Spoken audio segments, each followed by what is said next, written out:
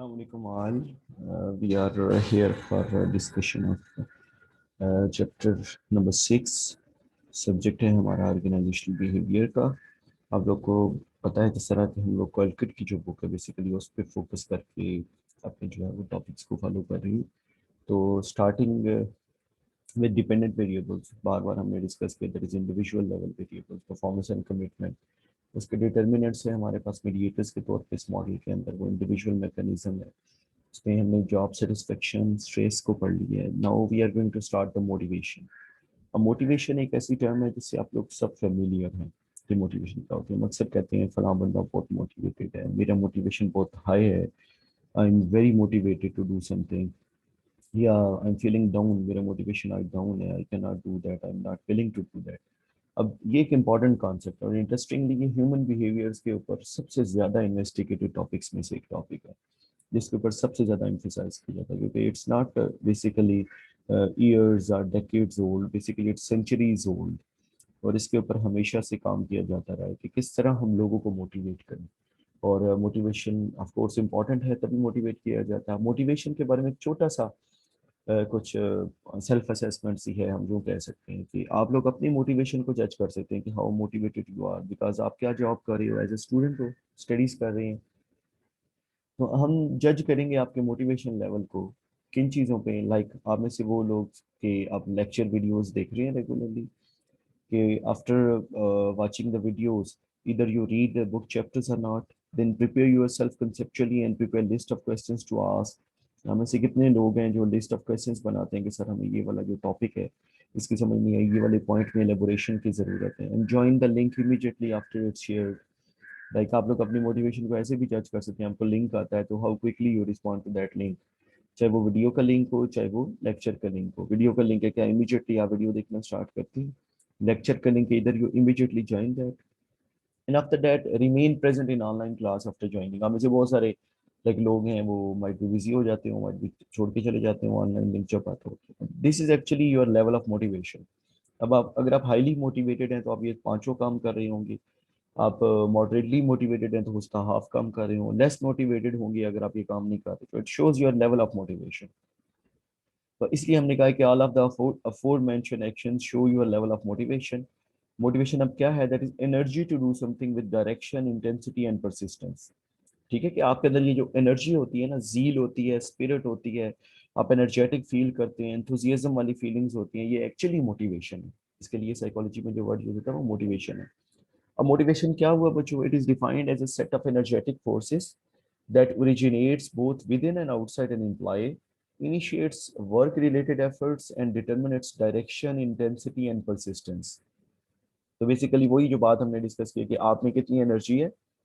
अब वो energy it could be internally led और it could be externally led. Internally आप खुद मोटिवेटेड हो, अपने अपना मोटिवेशन लेवल आपने खुद कंट्रोल किया हो, या सपोज आपको कोई एक्सटर्नल स्टिमुलाई हो सकता है that motivates you, that इंस्टिगेट्स you कि यार आप ये करो, आपको ये करना चाहिए, you should do it, you can do it. अब ये वाली जो चीजें हैं इससे भी मोटिवेशन होता है।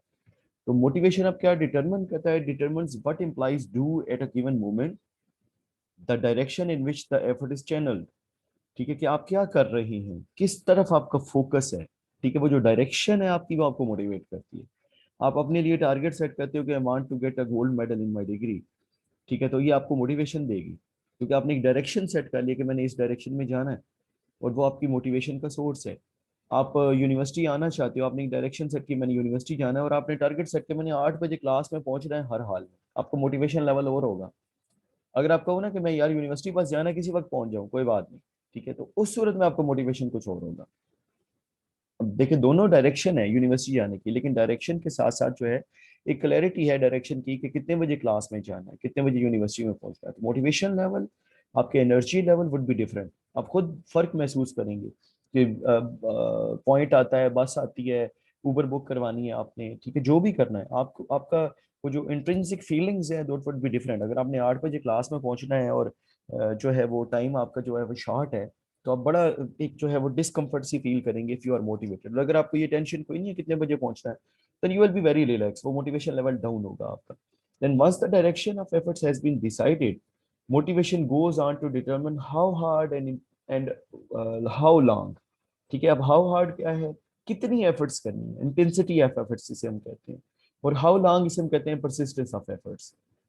तो एक काम के लिए जब आप डायरेक्शन सेट करते हैं कि मैंने ये करना है, तो उसको लिए कितनी मेहनत करनी है और कितने अरसे मेहनत करनी है, ये मोटिवेशन है आपका। आप जो है वो सपोज आप कहते हैं मैंने CSS करना है, आपने डायरेक्शन सेट किया अपनी, आपको किसी ने बताया कि CSS के लिए भाई रोजाना आपको 10 से 12 घंटे पढ़ना पड़ेगा, ठीक है। अब ये जो है ये क्या है, इंटेंसिटी है, और उन्होंने कहा आपको 1 साल पढ़ना पड़ेगा। तो आप कहते हैं कि सर मैं 10 से 12 घंटे ही पढ़ूंगा और 1 साल ही पढ़ूंगा और मैंने CSS करना है, ये मोटिवेशन है आपका। हमने डायरेक्शन सेट की CSS, इंटेंसिटी है 10 से 12 घंटे पढ़ना, परसिस्टेंस है कि 1 साल में पढ़ूंगा या आप पढ़ेंगे। अब पहले दिन से लेके 365 डे तक अगर आप मुसलसल सेम एफर्ट कर रहे हो, सेम एनर्जी के साथ एफर्ट कर रहे हो, we will say you are highly motivated, ठीक है। तो it means motivation is combination of three things, direction, intensity and persistence of efforts. ये तीन चीजें जो है, direction, intensity and persistence, DIP जिसका एब्रीवेशन है। तो डिप आपकी चाहिए, वो जो डिप है आपकी, ठीक है, वो जो गहराई में आप डिप लगाएंगे ना, ठीक है, गोता लगाएंगे, वो भी डिप कहलाती है। तो गोता लगाना है आपने एक चीज के अंदर, तो जो डिप है आपकी, वो आपके मोटिवेशन को शो करती है। और वो क्या डिप क्या होगी, एक डायरेक्शन पे फोकस होगी, एक चीज पे फोकस होगी। This is your level of motivation. अच्छा, अब जो जो दुनिया में अचीव करते हैं ना वो जो लोग, वो मोटिवेटेड लोग ही अचीव करते हैं। दुनिया में मिसालें मौजूद हैं कि वो without motivation you can do nothing, ठीक है। आपके सामने बहुत सब बड़े बड़े पॉलिटिकल लीडर्स पड़े हैं, आपके सामने बहुत बड़े बड़े स्पोर्ट्स के प्लेयर्स पड़े हैं, आपके सामने बहुत बड़े बड़े डिसेबल लोग पड़े हैं, ठीक है। ये वो कर लेते हैं जो कोई नहीं कर सकता। CSS नाबीना लोगों ने भी किया है, आंखें नहीं है, कर लिया, ठीक है। जो है बड़ी बड़ी अचीवमेंट्स की हैं ऐसे लोगों ने भी जो बहुत ज्यादा जो है वो डिसेबल है, ठीक है। ऐसे स्विमर्स भी मौजूद हैं जिनके ना हाथ है ना पाँव है, बट वो बेहतरीन स्विमर्स हैं। और ऐसे लोग भी मौजूद हैं जिनके हाथ पाँव बड़े स्ट्रांग हैं but they can not swim. ये लेवल ऑफ मोटिवेशन है दैट मेक यू स्विम, ठीक है, कि आपने क्या करना है और क्या नहीं करना। तो actually motivation drives you, motivation gives you a direction. तो always try to find a source of motivation for you. वो हम आगे पढ़ेंगे कि कौन से सोर्सेज हो सकते हैं, ठीक है। लेकिन हम पहले जो है मोटिवेशन के कॉन्सेप्ट को थोड़ा सा एलैबोरेट कर लेते हैं। अब मोटिवेशन को आजकल जिस टर्म में पढ़ा जा सकता है वो एंगेजमेंट उनमें से, दो कि there are many other ways. आपकी बुक का फोकस जो है it is only on engagement. तो एंगेजमेंट क्या है, you can think of engagement as a contemporary synonym more or less for high level of intensity and persistence in work efforts. Employees who are engaged completely invest themselves and their energy into their jobs. यानी वो लोग जो engaged होती है ना job में, वो अपनी फुल एनर्जीज लगाते हैं, अपने अपने आप को फुली तौर पे जो है ना वो डिवोट कर देते हैं जॉब के लिए। तो those people are called engage people. तो वो तभी कर सकते हैं when they are motivated for that. तो अब जो engagement है, it's outwardly engaged implies devote a lot of energy to their job, striving as hard as they can, take initiative and get the job done. Inwardly engaged implies focus on great deal of attention and concentration on their work, sometimes becoming so absorbed, involved and interested in their task that they lose track of time, ठीक है। अब basically जो है ना outwardly और inwardly दोनों तरह से आप एंगेज होंगे। आउटवर्डली एंगेजमेंट क्या हो सकती है कि एनवायरनमेंट कुछ ऐसा है कि दैट एनवायरनमेंट अट्रैक्ट्स यू, वो आपको इतना अपनी तरफ उसका हो रहा है ऐसा है कि वो आपको ऐसे अट्रैक्ट कर लेता है कि आप जो है उस काम के अंदर बहुत ज्यादा एफर्ट्स करने के लिए तैयार हो जाते हैं। That's outwardly engagement. इनवर्डली ये है कि आप दिल से इतने अटैच हैं उस काम के साथ, आपको लगता है यार this work is meant for me, this job is meant for me, this organization is meant for me, ठीक है। तो this class is meant for me. Even student होता है ना तो उसको कुछ क्लासेस में उसको बैठ के मजा आता है, वो उसका दिल करता है ये क्लास अटेंड करनी है हम लोगों ने, ये टीचर जो है इसको सुनना है हमने, ये वाली बात जो है यार ये तो बिल्कुल मेरे करीब की है, मेरे अंदर की फीलिंग्स हैं जो हो रही है वहां पे। अब ये क्या है, ये इनवर्डली है। तो दोनों तरह की एंगेजमेंट आपको हो सकती है, आउटवर्डली एंगेजमेंट या इनवर्डली एंगेजमेंट। लेकिन मोस्टली जो एंगेजमेंट है एज इट इज ड्राइव्ड और we can say it is assumed on the basis of theory of motivation, उस बेस पे फिर हम कहेंगे कि मोस्टली जो मोटिवेशन है वो भी दो तरह का होगा। एक्सट्रिंसिक मोटिवेशन कहेंगे और इंट्रिंसिक मोटिवेशन कहेंगे। बाहर की चीजों का मोटिवेशन, आपका टीचर आपको बड़ा बकअप करता है, आप मोटिवेट हो जाते हैं, ये एक्सट्रिंसिक मोटिवेशन। आप इंट्रिंसिकली मोटिवेटेड, आप कहते हैं कोई बात नहीं, कुछ नहीं हुआ, मैंने पढ़ना ही पढ़ना, मैंने हर क्लास पढ़नी है, मैंने कोई क्लास नहीं छोड़नी, अच्छी है या बुरी है, फिर भी कुछ ना कुछ सीखूंगा। अब ये जो आप अंदर से अपने आप को मोटिवेट कर रहे हैं, अपने आप को ड्राइव कर रहे हैं आप, दैट इज इंट्रिंसिक मोटिवेशन, ठीक है। तो just like outwardly and inwardly engagement, motivation is of two forms, outward या इनवर्ड, और उसके लिए सिनोनिम हम चूज करेंगे extrinsic motivation and intrinsic motivation.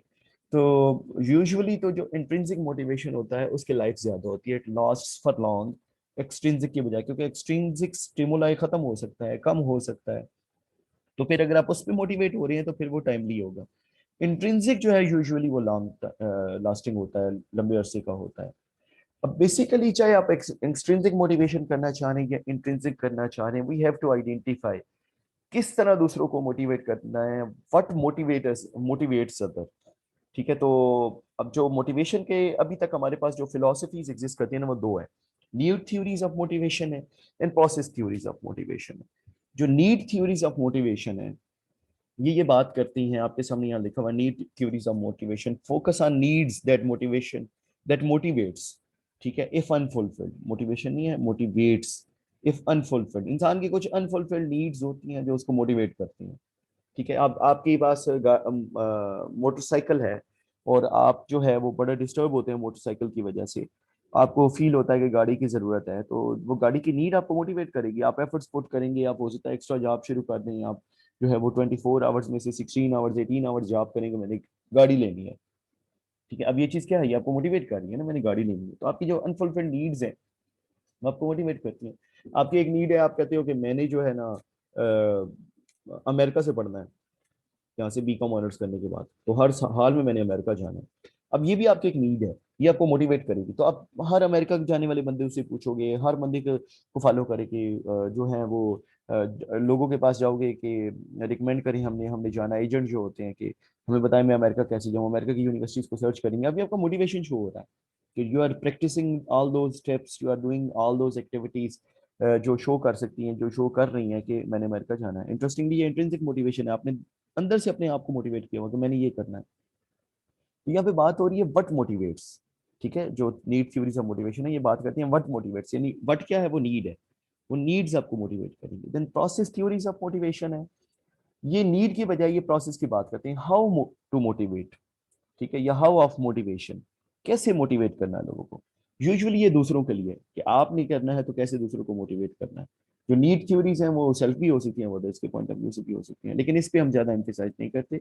हम सिर्फ ये देखते हैं what motivates and how motivates. अब ये आपके सामने जो है वो नीड प्रोसेस थ्योरीज की एक पूरा ग्लिम्स है जो हम लोगों ने पढ़ना है इसमें। तो हायरार्की में सॉरी, इनमें से जो मोटिवेशन थ्योरीज में से हम hierarchy of need theory, Alderfer's ERG theory, Herzberg two factor theory, McClelland need theory और मैकग्रेगर्स थ्योरी, ये पांच थ्योरीज हम नीड थ्योरीज में पढ़ेंगे। और पांच थ्योरीज हम Adams equity, Victor Vroom's expectancy, Bandura self efficacy, Locke's goal setting and Skinner's reinforcement theory. ठीक है, तो इनको हम लोग पढ़ेंगे बेसिकली इस चैप्टर के अंदर। तो आज हम फोकस करते हैं अपनी जो नीड थ्योरीज हैं उनके ऊपर। नीड थ्योरीज के बारे में हमने बात किया है कि व्हाट मोटिवेट्स, इंसान को नीड्स जो है वो मोटिवेट करती हैं। उनमें सबसे पहली है एडम्स की हायरार्की ऑफ नीड थ्योरी। अब एडम्स के मुताबिक इंसान की पांच नीड्स हैं और उनमें हायरार्की है, तरतीब है, आपको नजर आ रही है पांच कलर्स में, एक पिरामिड है। और ये कहता है कि ये नीचे से ऊपर की तरफ जाती हैं। इंसान सबसे पहले फिजियोलॉजिकल नीड्स को मीट करता है, उस जब वो मीट हो जाती हैं वो सेफ्टी नीड्स को मीट करता है, उसके बाद बिलोंगिंगनेस एंड लव नीड्स, जिसे सोशल नीड्स भी कहते हैं, उनको मीट करता है। फिर स्टीम या सेल्फ स्टीम नीड्स है उनको मीट करता है। और फिर वो सेल्फ एक्चुअलाइजेशन नीड्स पे आता है। तो इसके मुताबिक जो है इंसान जो है वो लोअर से हायर ऑर्डर नीड्स की तरफ जाता है, यानी सबसे पहले पहली वाली पूरी करेगा तो एंड वाली पे पहुंचेगा। तो इसलिए स्टेप वाइज एक प्रोसेस है, ये एक हायरार्की है, और हायरार्की में आप कभी भी ऊपर वाली हायरार्की पे नीचे वाली हायरार्की के बगैर नहीं पहुंच सकते, ये इसके अजम्पशंस है। तो इसका मतलब ये हुआ कि इंसान की जब तक फिजियोलॉजिकल नीड्स पूरी नहीं होती वो सेल्फ एक्चुअलाइजेशन पे नहीं पहुंच सकता, इवन वो सेफ्टी पे नहीं पहुंच सकेगा। तो सबसे पहले वो फिजियोलॉजिकल को मीट करेगा। फिजियोलॉजिकल नीड्स क्या है, जो जो सबसे नीचे आपको गिवन है, वो इंसान की एग्जिस्टेंस की नीड्स हैं, उसके बगैर वो सर्वाइव नहीं कर सकता। रोटी कपड़ा मकान, पीपीपी का नारा था, ये फिजियोलॉजिकल नीड्स हैं। ठीक है, इसी तरह अब ये जो चीज़ें हैं जब तक ये पूरी नहीं होगी आप आगे की तरफ नहीं जा सकते। फिर आती हैं सेफ्टी नीड्स, ये पूरी होंगी तो आप सेफ्टी नीड्स करेंगे, आप सेफ्टी फ्रॉम इन्वायरमेंट है, सेफ्टी फ्रॉम पीपल है, safety from like other things है, तो इसमें शेल्टर की नीड्स हैं आपकी। ठीक है, तो किसी किस्म की भी सेफ्टी इसमें आएगी। जब ये फुलफिल होती है तो फिर आप लोगों से रिलेशन बनाने की बात करते हैं। ठीक है, लाइक लोगों से हमारा तल्लक होना चाहिए, लोगों से रिलेशनशिप होनी चाहिए, फ्रेंडशिप होनी चाहिए हमारी। ठीक है, सोशलाइज हुआ हम, ये सोशल नीड्स कहलाती है। बिलोंगिंगनेस एंड लव नीड्स को हम सोशल नीड्स भी कहते हैं। ये पूरी हो जाती है तो इंसान स्टीम नीड्स पे जाता है। अब स्टीम क्या है, स्टीम है वो जो खुद ही, जैसे आपकी है ना, ठीक है, या मैं कुछ हूँ, मेरे अंदर कुछ है, वो जो प्रेस्टीज है, फीलिंग ऑफ अकम्पलिशमेंट है, ठीक है, या मेरी इज्जत है, इज्जत नफ्स है, ये स्टीम है आपकी। तो सोशल के बाद वो स्टीम नीड्स की तरफ जाता है। और उसके बाद फिर सेल्फ एक्चुअलाइजेशन है कि मैं ओरिजिनली क्या हूँ, मेरी रियलिटी क्या है, मेरी ओरिजिनलिटी क्या है, what is the purpose of my life, why what is meant for, like why I am meant for, या मेरा क्या एग्जिस्टेंस का पर्पस है, तो मेरे पोटेंशियल क्या है मैक्सिमम मेरे अंदर। ठीक है, तो ये जो है ये सेल्फ एक्चुअलाइजेशन है। तो इस थ्योरी के मुताबिक लोअर से अपर नीड्स की तरफ हम जाते हैं। अब इसने इन पांच को तीन हिस्सों में भी हम डिवाइड कर सकते हैं। बेसिक नीड्स हैं, साइकोलॉजिकल नीड्स हैं, और उसके बाद हमारी जो है वो सेल्फ फुलफिलमेंट नीड्स हैं हमारी। ठीक है, अब इस थ्योरी ये एक क्रिटिसिज्म ये है कि जरूरी नहीं है कि इंसान पहली नीड्स को फुलफिल किए बगैर ऊपर ना जाए। ठीक है, जिस तरह बहुत सारे लोग जो हैं वो भूखे होते हैं, लेकिन वो जो है वो अना परस्त होते हैं, वो कभी हाथ नहीं फैलाएंगे। तो अब इस थ्योरी के मुताबिक तो हमने फिजियोलॉजिकल नीड्स को पूरी करना है, आप कोशिश करेंगे उनको पूरे करने की। आप अना को छोड़ देंगे, आप रिलेशंस को छोड़ देंगे, आप अपनी सेफ्टी को छोड़ देंगे। ऐसा होता भी है कि लोग अपने आप को खतरे में डाल लेते हैं अपनी फिजियोलॉजिकल नीड्स को पूरा करने के लिए। वो ऐसी जॉब्स करेंगे जिनसे वो बीमार हो सकते हैं। अपनी सेफ्टी का ख्याल है, बीमार एक बंदा है बेचारा, वो बीमार है, ठीक है, और लेकिन वो फिर भी मेहनत कर रहा होगा ताकि रोटी कमा सके अपने लिए, अपने बच्चों के लिए। अब ये होता है रियलिटी में, लेकिन कुछ लोग ऐसे मौजूद होते हैं जो लाइक अपनी सारी चीजों को जो है वो इकट्ठा चला रहे होते हैं, और वो बड़े अनापरस्त होते हैं मजदूर हैं पर बड़े अनापरस्त हैं। इस टीम भी चल रही है। एक बंदा होता है वो फुल पोटेंशियल्स पे हो, ठीक है, वो कहे जी मैं, अल्लाह ने मुझे इबादत के लिए बनाया, तो मैं भूखा भी मर जाऊंगा लेकिन अल्लाह को राजी रखूंगा। जब ये सेल्फ एक्चुअलाइजेशन है आपकी, आप उस पे बैठे हैं, आपने फिजियोलॉजिकल को छोड़ दिया। तो ये क्रिटिसिज्म है इस थ्योरी के ऊपर कि ऐसा नहीं होता, लेकिन रियलिटी ये है कि ये सबसे ज्यादा इम्प्लीकेटेड इम्प्लीकेशन इस थ्योरीज की हैं मौजूद। अच्छा, अब इसमें जो कुछ मेजर पॉइंट्स हैं, लोअर ऑर्डर नीड्स हैं, फिजियोलॉजिकल एंड सेफ्टी नीड्स को लोअर ऑर्डर नीड्स कहते हैं हम। ठीक है, पहली दो जो है हमारी। फिर हायर ऑर्डर नीड्स हैं social esteem and self actualization. जो लोअर ऑर्डर नीड्स हैं वो एक्सटर्नली मीट होती हैं दूसरों से, और हायर ऑर्डर नीड्स जो है वो इंटरनली मेट हैं। वही एक्सट्रिंसिक मोटिवेशन और इंट्रिंसिक मोटिवेशन वाली बात आ गई। तो humans try to meet their lower order needs first and then higher order needs. ठीक है, यानी उसको मोटिवेशन क्या होगा कि वो पहले लोअर ऑर्डर नीड्स को फुलफिल करने के लिए मोटिवेटेड होगा। In order to motivate someone, one should identify the current state of hierarchy and then try to meet the next level of needs. तो सबसे पहले आपने किसी को मोटिवेट करना है तो उसके लोअर ऑर्डर नीड्स को पूरा करें। वो जिन नीड्स पे है, उससे अगली नीड अगर आप उसकी पूरी कर देना, वो मोटिवेट हो जाएगा। एक बंदा जो है वो भूखा है, उसको आप खाना खिला दें वो मोटिवेट हो जाएगा। उसने खाना खाया हुआ है, उसको आप प्रोटेक्शन दे दें, उसको कपड़े दे दें, वो मोटिवेट हो जाएगा। ठीक है, सेफ्टी भी है, आप उससे दोस्ती कर लें, उसके दो लोगों से दोस्तियां करवा दें, वो मोटिवेट हो जाएगा। ठीक है, तो one moves to next level of needs when first level of needs are fulfilled, thus can not move to the next level. ये इसके assumption है, मैंने पहले भी आपको बता दिया। अब इस क्रिटिसिज्म के ऊपर कि ऐसा नहीं है कि हर बंदा ऐसा नहीं होगा, इस कमी को पूरी करने के लिए एल्डरफर्ड ने एक theory the, existence, relatedness and growth needs. तो इस थ्योरी के मुताबिक इंसान जो है वो जरूरी नहीं इस तरह हायरार्की में चले, तो वो तीनों उसने तीन नीड्स में डिवाइड कर दिया, पांच नीड्स को। एग्जिस्टेंस नीड्स जो सर्वाइवल के लिए जरूरी है, दोनों उसने कहा फिजियोलॉजिकल और सेफ्टी हैं। रिलेटेडनेस नीड्स हैं, सोशल के लिए उसने वर्ड यूज किया। और ग्रोथ नीड्स उसने कहा सेल्फ स्टीम और सेल्फ एक्चुअलाइजेशन को। तो इसके मुताबिक इंसान जो है वो तीनों पे साइमल्टेनियसली मूव ऑन कर सकता है। तो ये एक डिफरेंस है इन थ्योरीज के अंदर कि Maslow's hierarchy of needs theory कहती है कि unsatisfied needs motivate individuals. ERG भी यही कहती है, individuals move up to the hierarchy and satisfied their needs. ERG भी ऐसा कहती है। लेकिन जो तीसरा पॉइंट है, as the higher order needs are met lower order needs become less important. अब ये मैस्लो के मुताबिक है, लेकिन ईआरजी कहता है कि नहीं, ऐसा नहीं है। हायर और lower order needs are equally important, but इंसान दोनों के साथ को एग्जिस्ट कर सकता है।